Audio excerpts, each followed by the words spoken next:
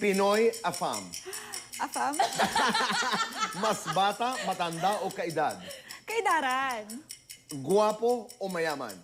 Both. In love o in love na in love? Pwede, in love na in love.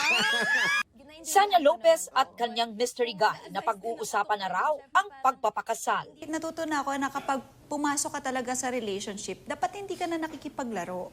Dapat yun talaga yung goal nyo pareho. AJ Raval, bibida sa Batang Nanay 3 ang panganay episode ng Magpakailanman. Ako po dito si Shena.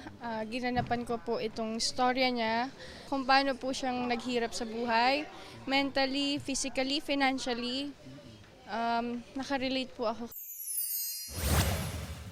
Birthday pictorial ni Dustin Yu, oozing with charm and heartthrob energy.